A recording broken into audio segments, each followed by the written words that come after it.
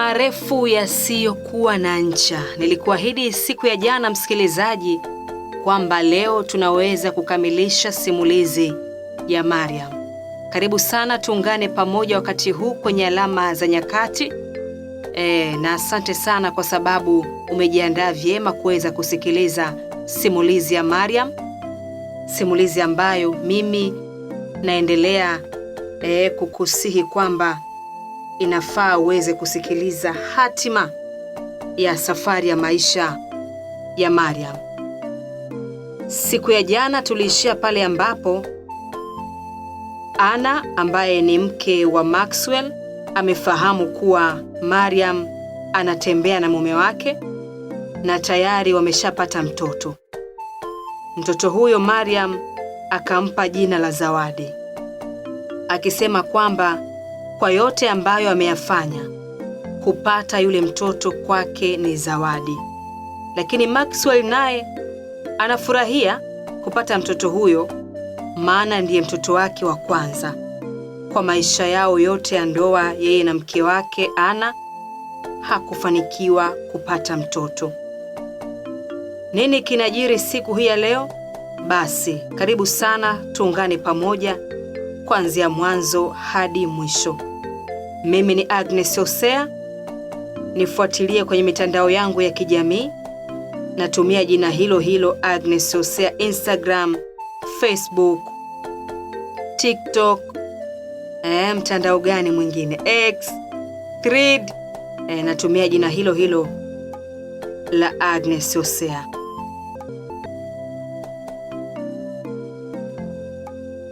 Mariam anatueleza kwamba maisha ya ndoa baina ya Anna na Maxwell yaliingia dosari.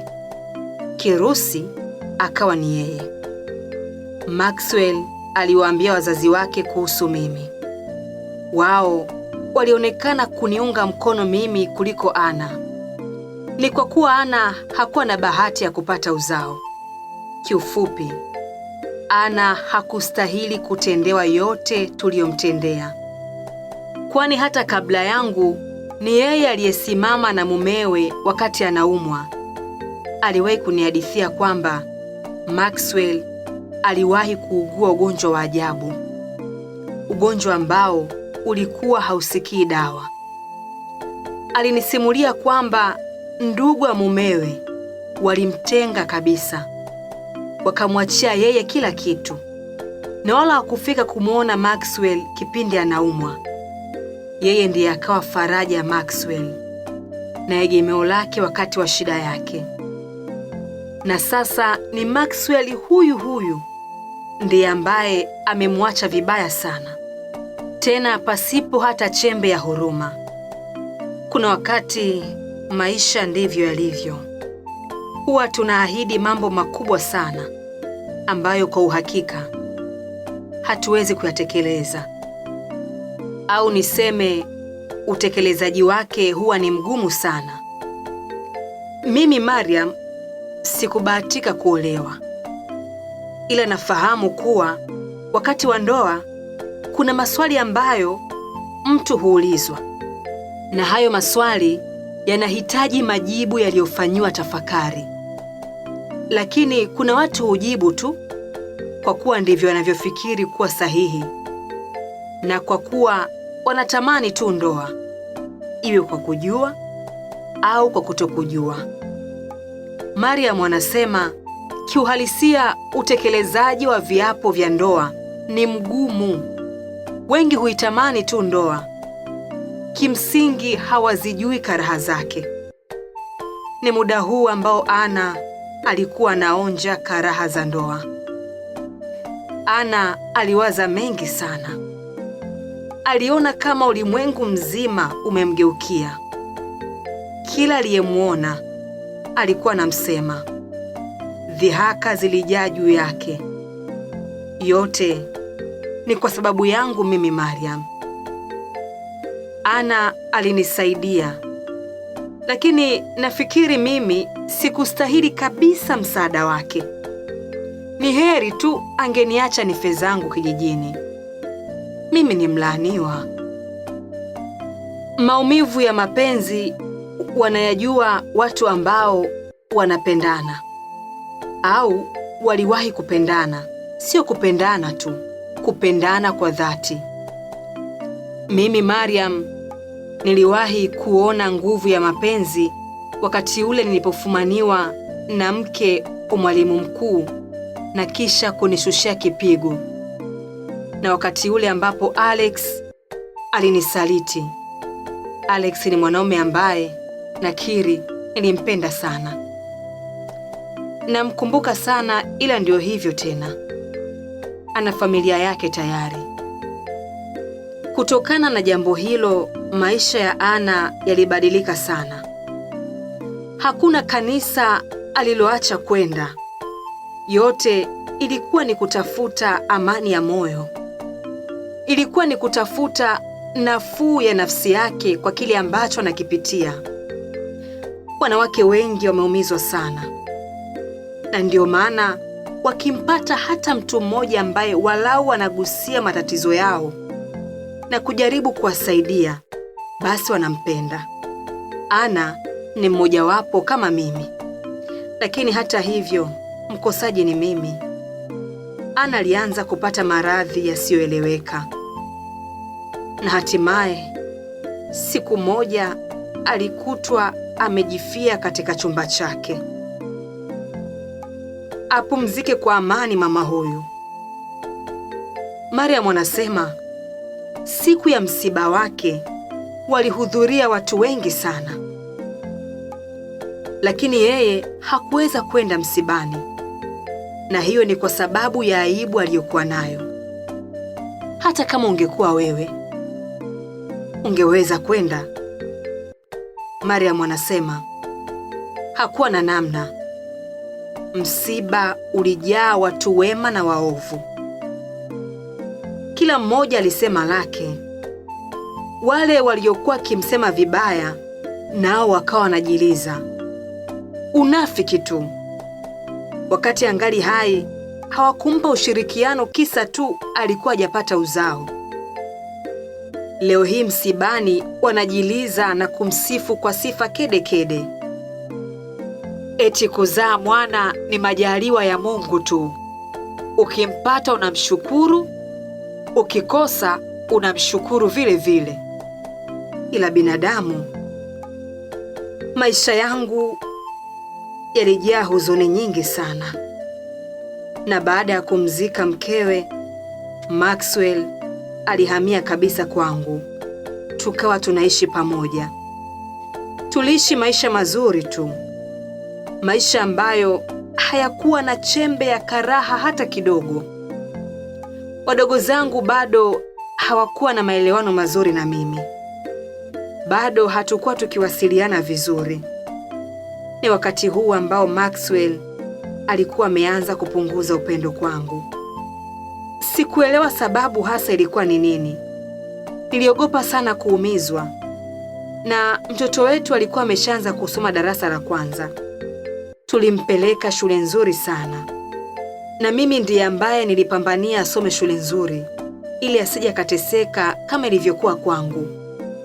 Alikuwa ni mtoto wetu, lakini kuna wakati nilikuwa namuona kama ni wa kwangu peke yangu.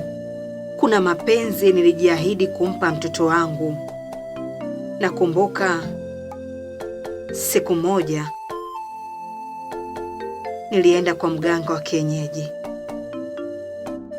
Mganga huyo alijulikana kwa ufanisi wake wa kazi, hasa anapoletewa jambo na mteja wake. Asilimia kubwa ya watu waliokuwa pale walikuwa ni wanawake. Labda ni kwa kuwa sisi wanawake tuna tamaa ya maisha mazuri, au niseme tuna matatizo mengi sana. Lengo langu lilikuwa ni kupata dawa ambayo itamfanya Maxwell anipende kama zamani. Kwenda kwa mganga si kwamba nilishauriwa na mtu. Hapana. Mimi niliona tangazo ambalo lilikuwa limebandikwa kwenye nguzo. Kuna mganga mashuhuri kutoka Sumbawanga. Basi nikaenda huko. Nakumbuka nilikaribishwa ndani na yule mganga. nikamweleza shida yangu. Yule mganga hakuonekana sana kuzingatia shida yangu. Zaidi alikuwa amepigwa butwaa kwa sababu ya uzuri ambao nilikuwa nimebarikiwa. Mganga aliniambia kwamba nisihofu, kwani shida yangu wala sio ngumu. Akanipa masharti ambayo nilipaswa kuyatimiza. Ukiachilia mbali masharti hayo, pia aliniambia kuwa kuna dawa ni lazima aniingize sehemu zangu za siri. Aliponiambia, nilianza kuona ugumu na ilinichukua muda sana kukubali, kwani sikuwa tayari kabisa kujihusisha kimapenzi na mganga. Kwa kuwa nilikuwa nahitaji tiba, nikaona sina budi kukubali, ili mradi tu shida yangu iweze kutatuliwa. Maxwell anipende kama alivyokuwa ananipenda mwanzo. Nilimpa kile ambacho mganga alikihitaji kutoka kwangu kama sehemu ya kupata dawa sehemu hiyo. Baada ya kufanikisha jambo hilo, akanipa dawa. Kisha huyo nikarudi nyumbani. Nilipofika nyumbani nilikuwa mchovu sana, kwani pamoja na umbali nilichoshwa na kile kitendo ambacho nilikifanya na mganga. Nakumbuka kama ambavyo mganga alinielekeza, niliiweka dawa ile kwenye chakula na nyingine nikaiweka kwenye maji ya kuoga. Nikaanza kumhudumia Maxwell kama mganga alivyonitaka nifanye. Na mara baada ya kufanya hivyo, siku si nyingi hazikupita, Maxwell akafariki. Msikilizaji, Mariam anasema niliogopa sana. Sikutamani kabisa mwanangu alelewe na mimi tu. Nafsi yangu ilinisuta sana, kwani ilikuwa ni muda kidogo umepita tangu nitoke kwa mganga. Nikahisi kwa vyovyote vile mimi nimechangia kwenye kifo chake, maana ilikuwa ghafla mno. Mariam anaendelea kutueleza kwamba ni wazi kuwa yeye ndiye ambaye alisababisha kifo cha Maxwell, na alikisababisha kwa tamaa zake binafsi. Mariam anasema, mimi ni mbinafsi sana. Nafikiri kuhusu faida yangu binafsi na si faida ya wengine. Nimesababisha mwanangu amekuwa yatima, tena bila sababu ya msingi. Mariam alijilaumu sana. Akasema, inakuwaje kila kibaya kinawatokea wote ambao wanajisogeza karibu yangu? Mimi nimeshalaaniwa tayari. Mariam anasema walimzika Maxwell na mali zake zilizokuwa zinafahamika zikachukuliwa na ndugu zake, na yeye akachukua zile za siri, zile ambazo Maxwell aliziandika kwa jina lake. Akabaki na mtoto wake Zawadi. Mariam anasema wahenga walishawahi kusema mbuzi wa maskini hazai. Ni kweli. Atazaa kwa raha gani alizonazo? Nakumbuka siku hiyo nilipigiwa simu na mkuu wa shule ambayo mwanangu alikuwa anasoma. Akaniambia kwamba mtoto wangu ameanza kuumwa ghafla tu, na muda ambao ananipigia amekimbizwa hospitali. Akanitajia jina la hospitali. Haraka sana nikajiandaa kwenda kumwona mwanangu. Nilipofika pale nilichoka sana. Mwanangu alikuwa hajitambui kabisa. Mwanangu ndiye aliyekuwa tumaini langu lililobaki katika maisha yangu. Sikutaka kabisa kumpoteza.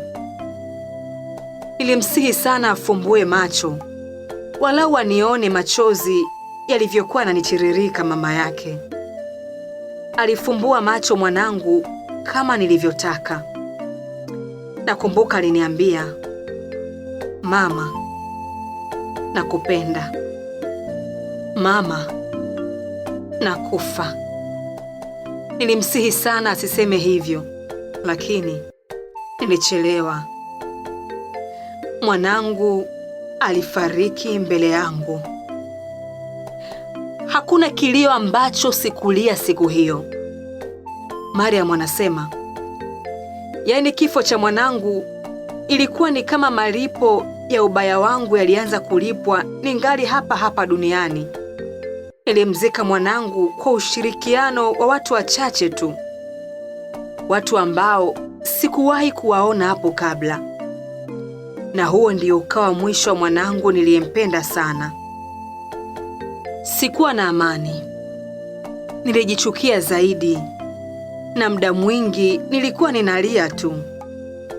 Watu wema wote nimewapoteza. Nikaona maisha hayana thamani tena. Maisha yanawezaje kuwa na thamani kwa mtu ambaye hajithamini?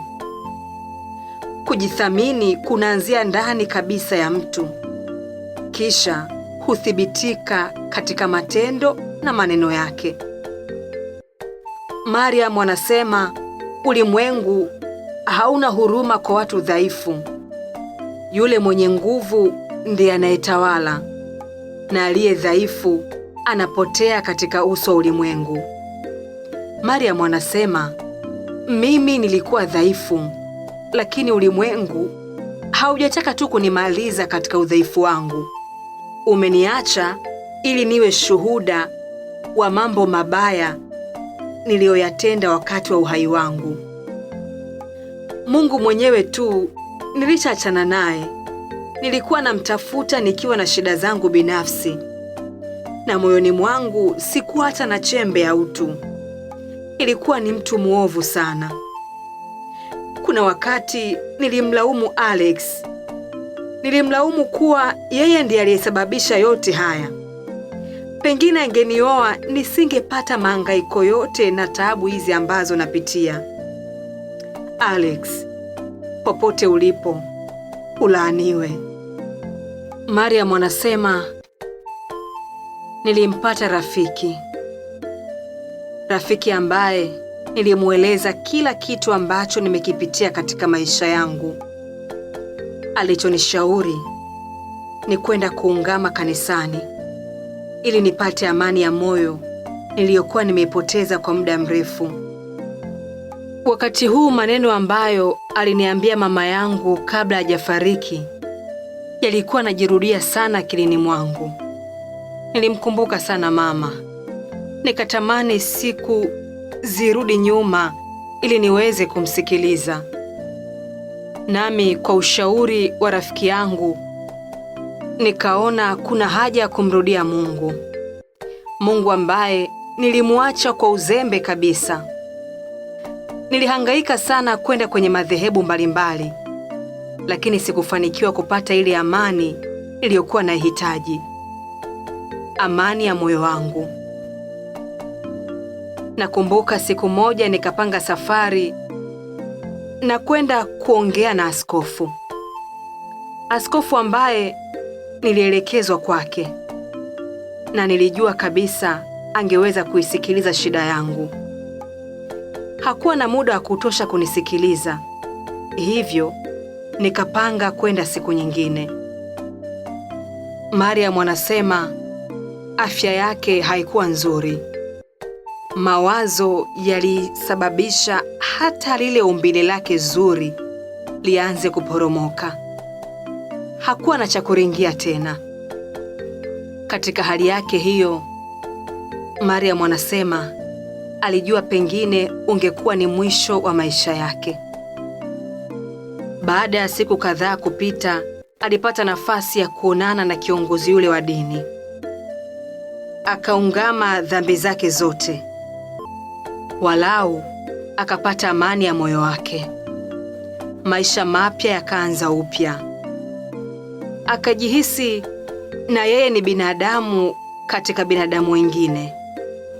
Vile ambavyo alikuwa anajisikia ikawa tofauti kabisa.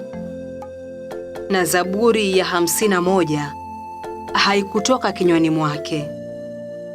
Mariam anasema, mara zote nilikuwa nikipata nafasi natulia chini Nasoma Zaburi ya 51.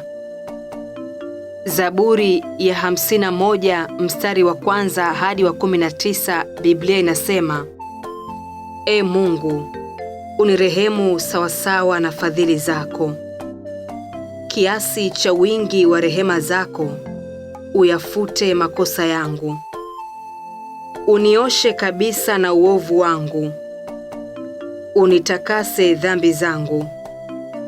Maana nimejua mimi makosa yangu, na dhambi yangu mbele yangu daima. Nimekutenda dhambi wewe peke yako, na kufanya maovu mbele za macho yako. Wewe ujulikane kuwa una haki unenapo, na kuwa safi utoapo hukumu. Tazama, mimi naliumbwa katika hali ya uovu. Mama yangu alinichukua mimba hatiani. Tazama, wapendezwa na kweli iliyo moyoni, nawe utanijulisha hekima kwa siri. Unisafishe kwa hisopo, nami nitakuwa safi. Unioshe, nami nitakuwa mweupe kuliko theluji. Unifanye kusikia furaha na shangwe, mifupa ulioiponda ifurahi. Usitiri uso wako, usitazame dhambi zangu, uzifute hatia zangu zote. Ee Mungu, uniumbie moyo safi, uifanye upya roho iliyotulia ndani yangu. Usinitenge na uso wako, wala Roho yako Mtakatifu usiniondolee. Unirudishie furaha ya wokovu wako, unitegemeze kwa roho ya wepesi. Nitawafundisha wakosaji njia zako, na wenye dhambi watarejea kwako. Ee Mungu, Mungu wa wokovu wangu, uniponye na damu za watu, na ulimi wangu utaiimba haki yako. Ee Bwana, uifumbue midomo yangu, na kinywa changu kitazinena sifa zako. Maana hupendezwi na dhabihu, au ningeitoa. Wewe huridhii sadaka ya kuteketezwa. Dhabihu za Mungu ni roho iliyovunjika, moyo uliovunjika na kupondeka. Ee Mungu, hutaudharau. Uitendee mema Sayuni kwa radhi yako, uzijenge kuta za Yerusalemu. Ndipo utakapopendezwa na dhabihu za haki, na sadaka za kuteketezwa na kafara. Ndipo atakapotoa ng'ombe juu ya madhabahu yako.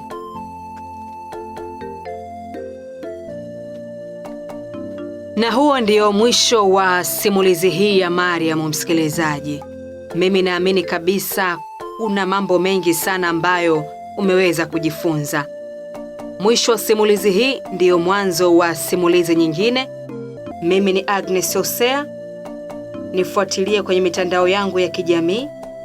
Natumia jina hilo hilo Agnes Hosea, Instagram, Facebook, TikTok, mtandao gani mwingine, X, Thread, natumia jina hilo hilo la Agnes Hosea.